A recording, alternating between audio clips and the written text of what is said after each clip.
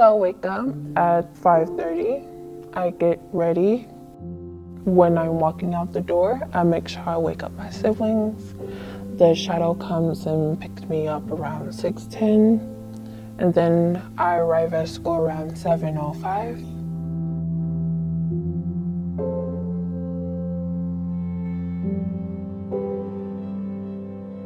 When I'm home, I start preparing for dinner.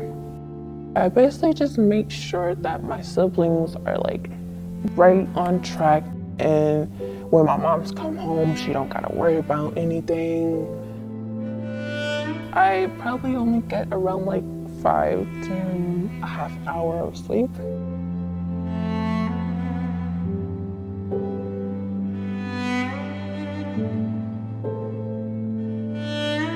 Someone can look absolutely perfect at school, but inside, they're not so perfect.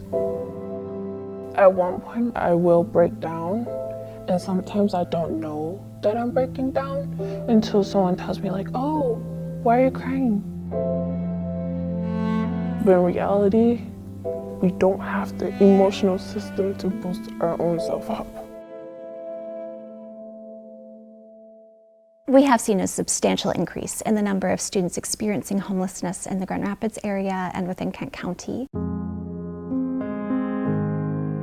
Much of that is because we simply don't have all the supply that we need of affordable rental housing within the area. The cost of living has changed so much in Kent County. A family making minimum wage just can't make it. They can't make the rent. The rent is about typically around $900 a month, and that's just for a 1-bedroom. The other piece of that is when you're trying to secure permanent housing, you need first and last month's rent and a security deposit. So you're looking at a couple $1,000s. I always use myself as an example. I have a great job, I work here, but to suddenly grab a couple $1,000s would be hard for even me. When we look at family homelessness and youth homelessness, it's often families and youth that are staying on somebody's floor or somebody's couch. About 75% of our students, both locally and in the national numbers of students experiencing homelessness, are couch surfing or doubled up with others because they've lost housing and they have no other options. In zip codes like 49507, 49503, 1 in 7 African American children and 1 in 54 Latino children are facing homelessness, and that is just not acceptable for our community. The McKinney-Vento law has certain requirements that a school district needs to fulfill.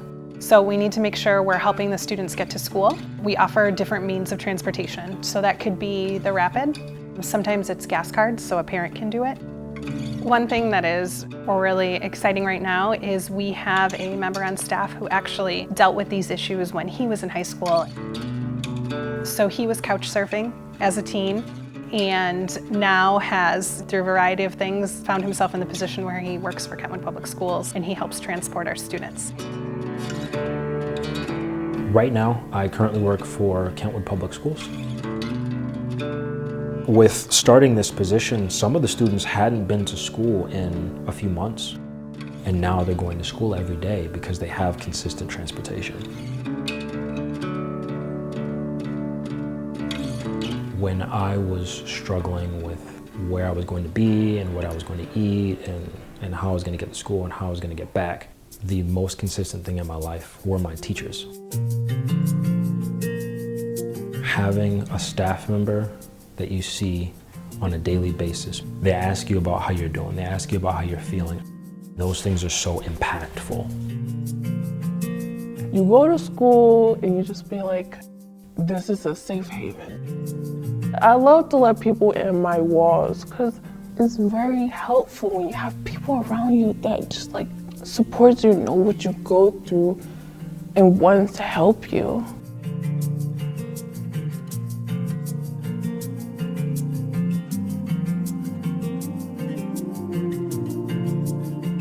In the end, my main goal is to try to prevent anything that is happening right now to happen in my future. I want my siblings to just grow up and not have to worry about bills or taking care of people. The one good thing about my position is I can go out of my way to make the school day the best it can be. That from 8 to 4, we've got these kids handled. And we do that by working with everyone we can to just make their day great. It is in our best interest, all of our best interest, to make sure that we provide housing stability as quickly as possible for as many people within our community as possible. Truly, it becomes a beneficial piece in the long term.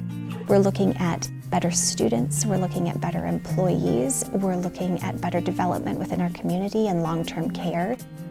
This truly is something that we have to pull around to be that village and be that community to support our children and our families.